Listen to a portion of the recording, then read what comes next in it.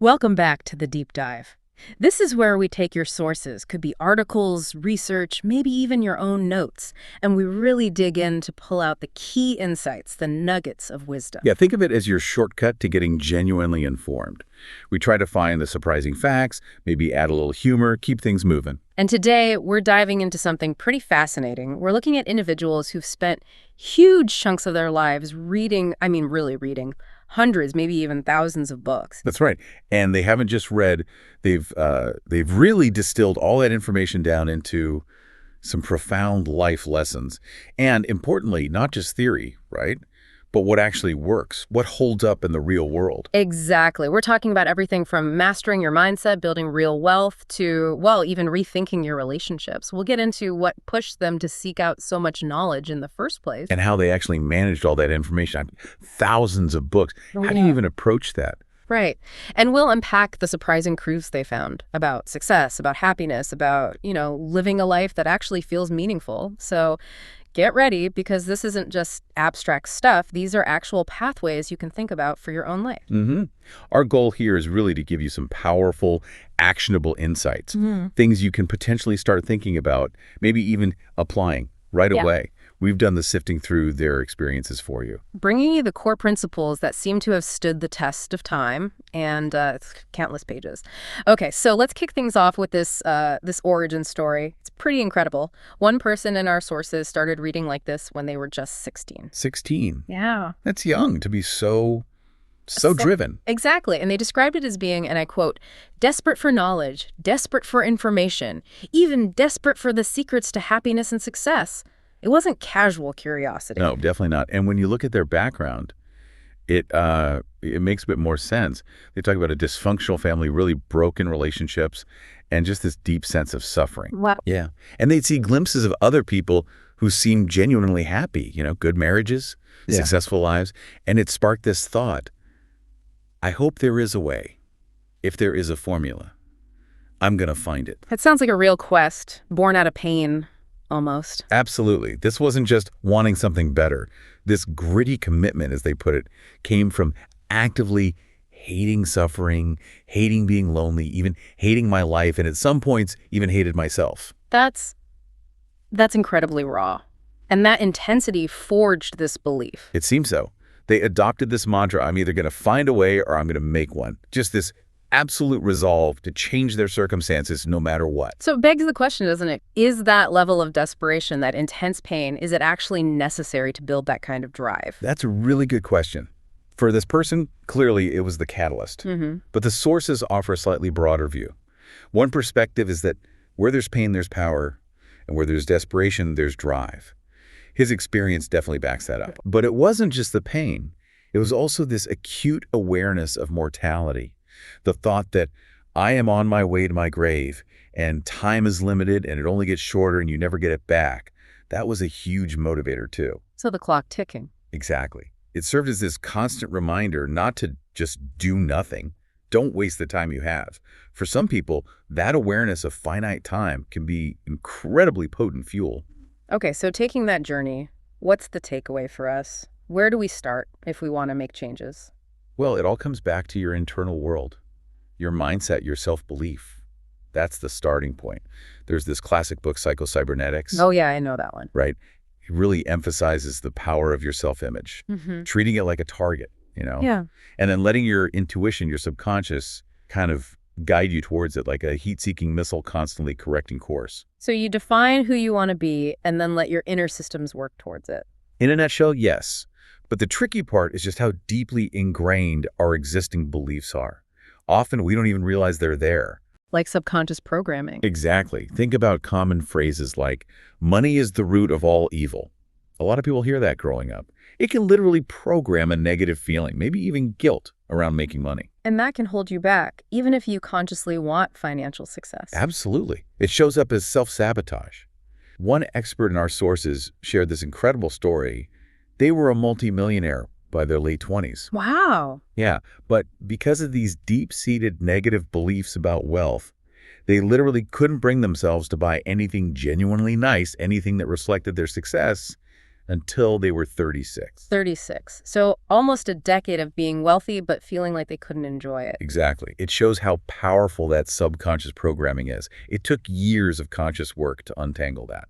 That's a really stark example. And it ties into how our minds work, right? Always looking for confirmation of what we already believe. Precisely. It's your reticular activating system, the RAS, your brain's filter.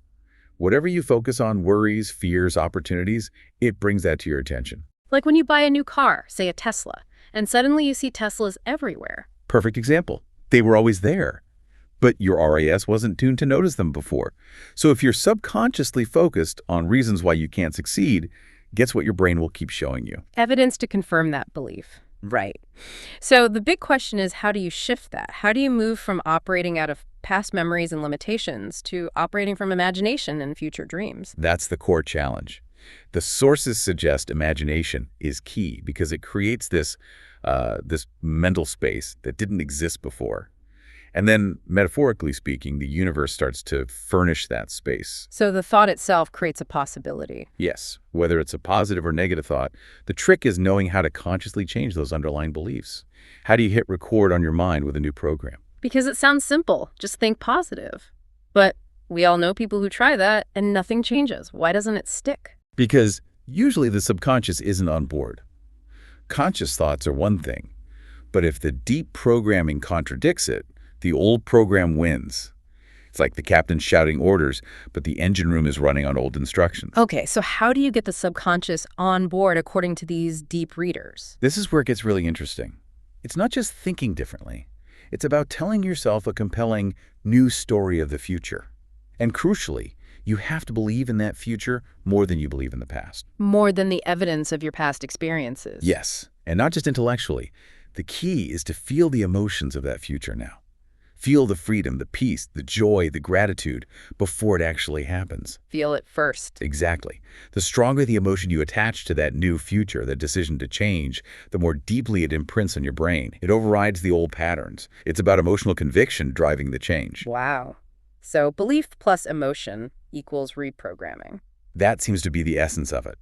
And underlying all of this, one expert really emphasizes something incredibly fundamental. What's that? Self-love. They position it as the absolute first step, even before thinking about money or success or anything else. Self-love as the foundation. The essential, non-negotiable foundation. Without accepting your own worth, believing you deserve happiness and success, trying to build anything lasting becomes incredibly difficult, maybe impossible. It really all starts there. Okay, so we've laid the foundation, this crucial inner game of mindset and self-belief. Now let's pivot to, well, the practical side. How did these people actually consume and use all this knowledge? It can't just be about volume. No, absolutely not. It's about strategic learning. Yeah. And one key distinction that comes up is between general knowledge and specialized knowledge. Okay, what's the difference in this context? General knowledge is, the broad stuff you need for everyday life. But specialized knowledge is what makes you excel in a specific field, what creates unique value. The advice is to really focus your learning energy on what directly relates to your goals. So targeted learning, not just collecting random facts. Precisely. Be intentional about what you consume, which leads to another really interesting, maybe even liberating point for people like me who feel guilty not finishing books. Oh, I know that feeling. You don't have to read every book cover to cover. Apparently not. One expert mentioned learning from Naval Ravikant, who skims multiple books simultaneously. He treats it like a buffet. A buffet of ideas. Exactly. He's looking for the core concepts, the unique insights, and trying to avoid the repetition you often find across different books on the same topic. His philosophy is, if you get just one good lesson, one actionable idea, the book was worth it. That takes the pressure off. It's about value extraction, not just completion. Right. And this whole idea highlights the need for continuous learning. No matter your field, finance, business, anything, there's always more to learn. The landscape changes. Yeah, you can never really arrive. You really can't. And a great example is that even expert financial planners, people who manage millions, still have their own financial advisors. That's fascinating. Why? It shows that learning never stops, even for experts. It's about getting different perspectives, acknowledging you don't know everything, and staying current. Okay, so we're learning strategically, but what about when we get stuck? That feeling of procrastination, knowing what to do, but just not doing it. Procrastination. The sources suggest it's rarely the actual problem. It's usually a symptom, a downstream effect of something else. Like what? What's the real root cause? It could be a few things. Maybe your why isn't strong enough, the reason you're doing it isn't compelling. Or maybe it's an identity issue, you don't truly believe you could achieve it. Or, very often, it's just fear. Fear of failure, fear of judgment. Both. Even fear of success sometimes.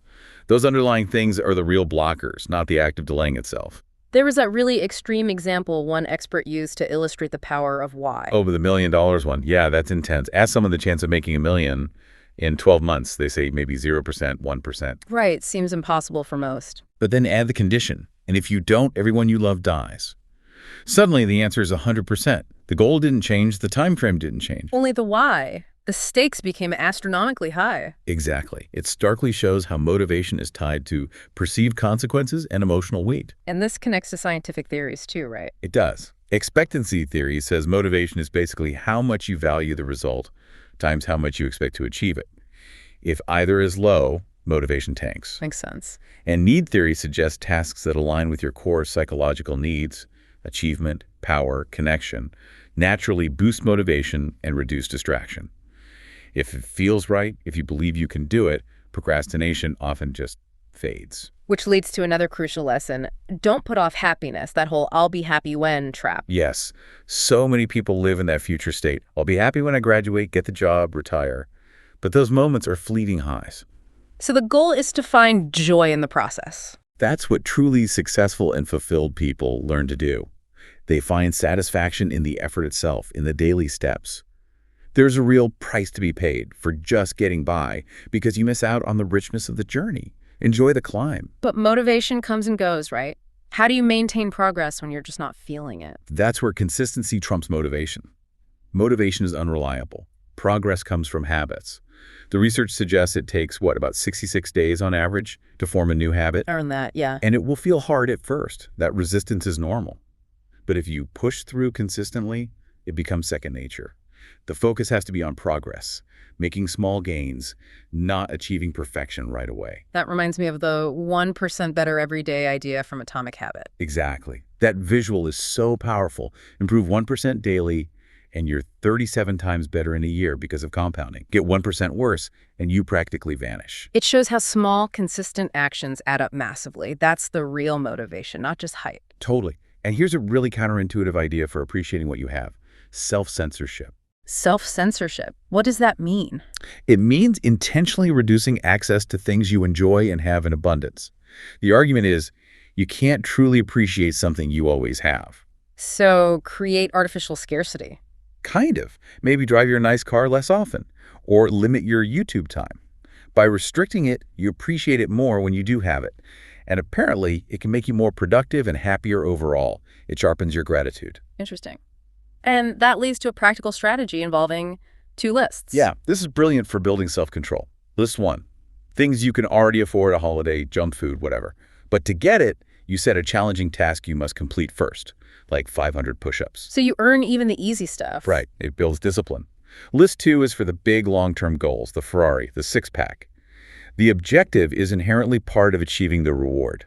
This whole system teaches delayed gratification and earning your rewards. That's a powerful framework. Now, what about this curse of competence? Sounds like a good problem. You'd think so. But apparently, having too many options, being good at too many things, can be genuinely painful, overwhelming. Analysis paralysis. Exactly.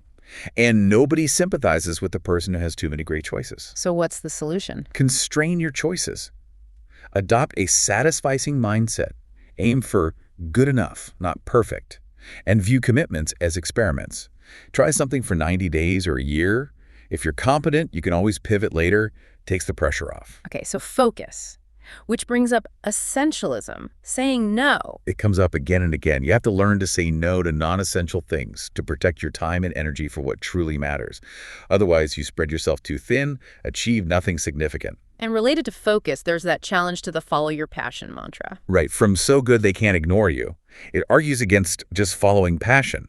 Instead, focus relentlessly on getting incredibly skilled at something valuable. Become so good they can't ignore you. Exactly. The passion, the love for the work, the money that follows the mastery, according to this view. Skill first, passion second. Which ties into leveraging your strengths, your unfair advantages. Yes, using what you uniquely have, whether it's money, knowledge, location, connections. But even if you feel you lack those, books like The $100 Startup show you can build something with very little capital, just resourcefulness and skill. So there are always pathways, regardless of starting point. That seems to be the message. It's about strategic action, consistent effort, and focusing your energy effectively. Okay, let's dive into this next area, which really reframes how we look at difficulties. The core idea is pretty paradigm shifting. Problems aren't a bug in life. They're a feature. Yeah, that one really makes you stop and think. It implies there will never be a time with no problems. Exactly. The sources are quite clear on that. Your problems will change, they'll evolve as you grow, but having them is just, well, the cost of doing business as a human. It's not personal, it's universal. Right, and just getting your head around that can be incredibly freeing. You stop seeing problems as some kind of personal failure or curse. It's just part of the deal. And taking it further, the sources suggest that major growth often requires these challenges. Absolutely. Significant learning, real change. It rarely happens without stress, without discomfort. The really tough challenges are often framed as gifts. Gifts? That seems counterintuitive when you're in the middle of it. It does.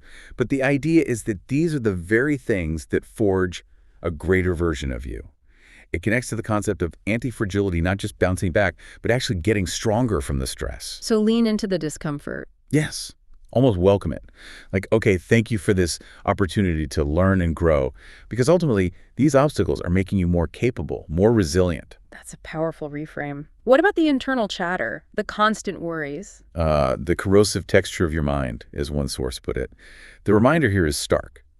Most of the stuff you worry about won't matter in 3 months' time. You probably won't even remember it. So worrying is just sacrificing present joy for future irrelevance. Pretty much. It's a waste of your precious presence and the ultimate perspective check. Stop taking things so seriously. No one is getting out of this game alive. Puts things in perspective, all right. Right. And a tool for managing this internal noise is silence. Yes, silence. Yeah. Often so underrated in our noisy world. It's not just lack of sound. It's a state where you can connect with yourself, process emotions, gain perspective without constant external input. Meditation, quiet walks. Anything that fosters that inner quiet, it builds patience, self-awareness. It's where you can hear your own wisdom. Okay, so managing the internal state is key. Yeah. What about managing difficult emotions when they flare up? Jealousy, anger, frustration. Here's a really practical strategy suggested. Retake agency. When you feel overwhelmed by an emotion, ask yourself 2 questions. Okay, what are they? First, out of all the emotions you could have chosen, why did you choose that one? It implies choice. Second, and how's that working out for you? That creates distance, doesn't it? Makes you observe the feeling rather than just be it. Exactly. It helps you manage the response instead of being hijacked by the emotion. It puts you back in the driver's seat mentally. And what about external conflict? So many of us avoid confrontation. The sources are pretty blunt about that. Avoiding it is seen as very dangerous and very bad. Why dangerous? Because you don't speak your truth. You don't share your ideas. You avoid the very conversations that could lead to resolution or deeper understanding. It stifles authenticity and progress. And confidence plays a big role here. Huge. Confident people, apparently, don't care how right they are. Their ego isn't tied up in winning the argument. So they can discuss ideas without it getting personal. Right. Instead of arguing, is the sky green or blue, they ask, why do you see it that way? What's your perspective? The goal shifts from being right to understanding the other person. Much more productive. That makes sense. So applying this to relationships, there was a pretty stark take on them. Yeah, the idea that all relationships, even love, are inherently selfish and exist for mutual benefit. That sounds a bit cynical. It can sound that way, but the point isn't really cynicism. It's about acknowledging the underlying dynamic. It's not about pure selflessness. It's about what both people get from the connection, support, companionship, growth, whatever. Understanding that helps manage expectations. Speaking of expectations, there was that painful lesson one expert learned.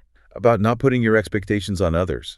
Yes, that was powerful. They described doing so much for people, but when they needed support, nobody was there. Ouch. Yeah, and it led to this realization.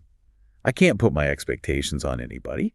Now I got to do what's best for me because now I feel like I'm all alone. Yeah. A hard lesson in self-reliance and boundaries. But despite that, community is still vital. Absolutely essential, especially connecting with people on a similar path. If you're building a business, find other entrepreneurs. It combats isolation, provides relevant support. You don't ditch old friends, but you cultivate specific groups for specific needs. And boundaries are key to managing all these relationships and your energy. Crucial. Yeah. Limiting time with draining people, controlling things like social media scrolling. It shows you're in control, protects your energy, keeps you focused. Boundaries are self-respect in action. Now, this concept of the arch nemesis, that sounds intense. It is, but it's an internal arch nemesis. It's an imagined, ideal version of yourself in some parallel universe. The version that never gets lazy, never wastes time. Exactly, the one with the iron mind. Okay. And you constantly compare your current self, your bank balance, your fitness, your discipline, to this ideal enemy. Why an enemy? Because this version does what he's supposed to do regardless of how he feels. And the kicker is, that person is you, your highest potential. Viewing it this way makes it much harder to slack off. You're competing against your best self. Wow. That's a serious motivation technique. And how does this manifest physically, the fighting example? Yeah, the idea that learning a skill like fighting cultivates a certain combative body language, not aggressive, but confident, high value. It's about embodying capability, not just faking it. And this idea of value extends even to smiling. Apparently. A smile is more effective if used selectively. It gains value from scarcity. Same with your attention. It's valuable because it's limited. So use attention strategically. Reward good behavior. Withdraw from bad. That's the advice. And strive to remain emotionally neutral in interactions so your feelings don't give away your power or cloud your judgment. Strategic self-control. Okay, let's shift gears now and really unpack these insights on money and wealth. This is a topic one expert explicitly said can make you rich, but it starts with a fundamental reframe, doesn't it? It really does. The first point is crucial.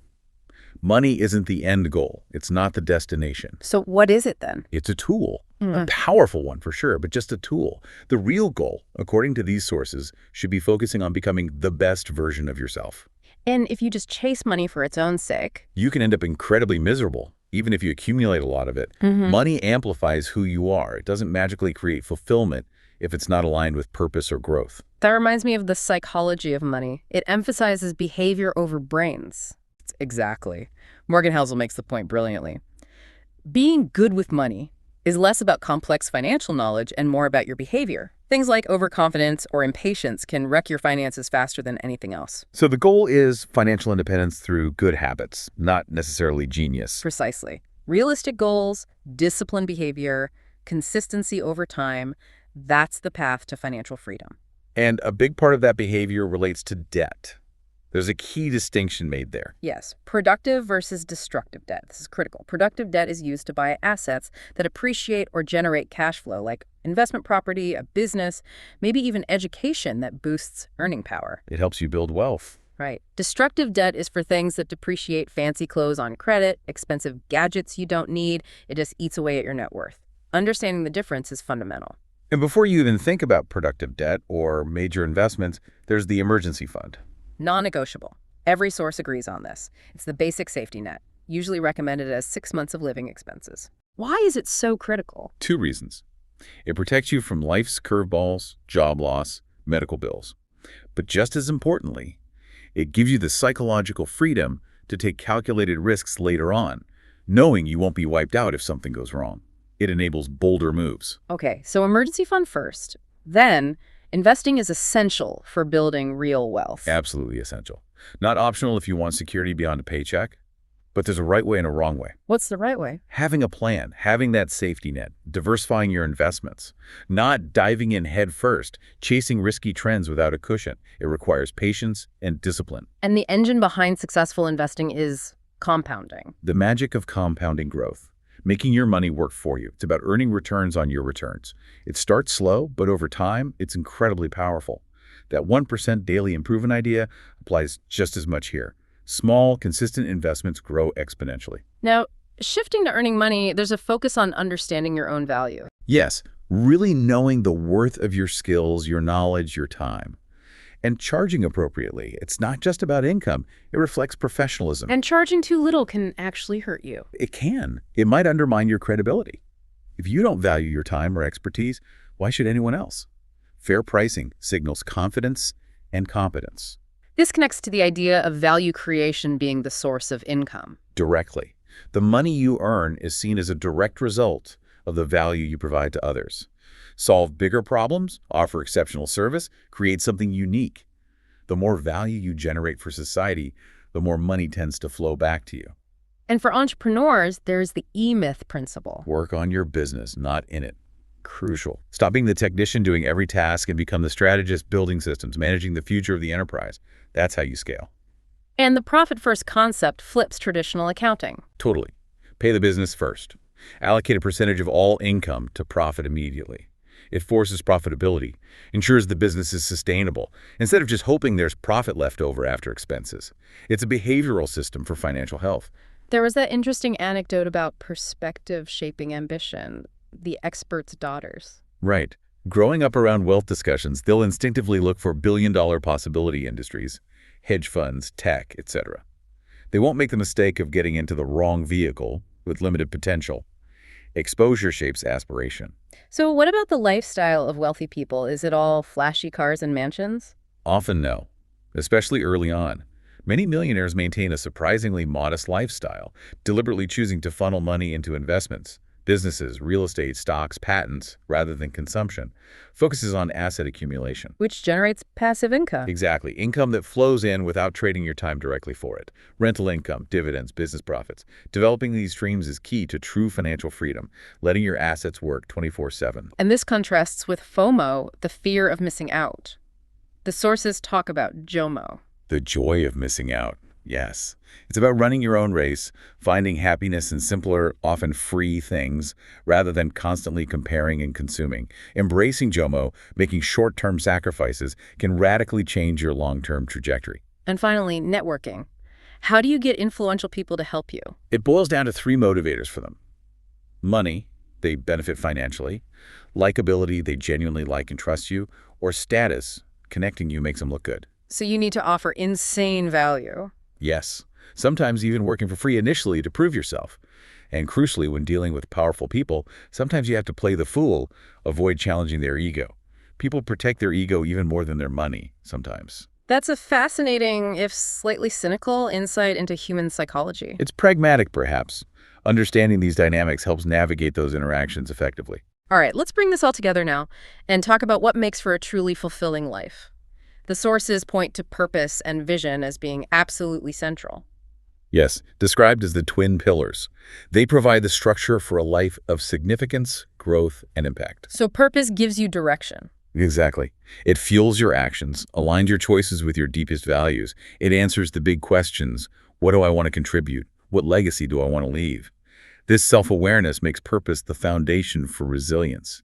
Difficulties become opportunities when you know your why. And vision takes that purpose and projects it forward? Precisely. Vision is seeing the bigger picture, the roadmap. It helps you dream big, push boundaries, believe in possibilities beyond your current reality. It's the fuel that keeps you going when things get tough because you see the destination. And interestingly, pursuing purpose can actually attract abundance, more so than just chasing money. That's a recurring theme. Money pursued for its own sake often leads to emptiness. But when money is used as a tool to further a greater cause, your purpose, then genuine abundance, financial, emotional, relational, tends to follow. It's a more holistic kind of wealth. What about finding meaning itself? It can feel elusive. One expert talked about a lifelong fascination with finding the objective and subjective properties of meaning, viewing it almost as a duty we have to ourselves to make the most of this existence. So meaning isn't just a luxury, it's a responsibility. In that view, yes. And the sources argue against nihilism. They assert that life does have intrinsic meaning, something we feel intuitively. Relationships, for example, can be incredibly meaningful if nurtured properly. And the act of expressing our experiences, like through writing, can help uncover meaning. Definitely. Putting experiences into words, poems, journals, whatever is therapeutic. It helps process trauma, understand challenges, and even connect with others by sharing your struggles, showing them they aren't alone. Storytelling is powerful for self-discovery and healing. So sharing our knowledge is also part of this, building impact. Yes, distributing your knowledge through courses, books, coaching establishes you as an expert, creates impact, and can be a significant income source. Creating a positive cycle, help others, build trust, and prosperity follows. Exactly. As you become a reliable mentor, people become loyal, willing to invest in what you offer. It's a value exchange that benefits everyone. And this ties into focusing on a specific audience. Right. Smart strategy means targeting your efforts. Understand who genuinely needs and values what you offer. Don't try to appeal to everyone. Focus build a stronger, more profitable connection with the right people. Finally, the sources point towards a broader definition of investing in the community. Yes, a truly holistic view. Supporting local businesses, contributing to essential infrastructure like healthcare and education, addressing social issues. It acknowledges that our own success is intertwined with the well-being of our communities. So individual success and community prosperity are linked. Deeply linked. Investing in the community lays the groundwork for collective growth and resilience. It's about building a legacy that benefits everyone, not just yourself. That ultimately contributes to a truly rich and meaningful life. #outro. Wow. We have covered a huge amount of ground today, a really deep dive into transforming your mindset, taking strategic action, navigating challenges, building wealth, and ultimately finding that purpose and meaning. It's a lot, isn't it? From that raw desperation sparking commitment to the quiet power of self-belief and the need for consistent strategic effort. It really underscores that change starts from within, but it's fueled by deliberate action. And these weren't just abstract ideas. These were hard-won truths from people who immersed themselves in knowledge and then tested it in the real world, shifting perceptions, like seeing problems as features. Right, or seeing money as a tool, not a master.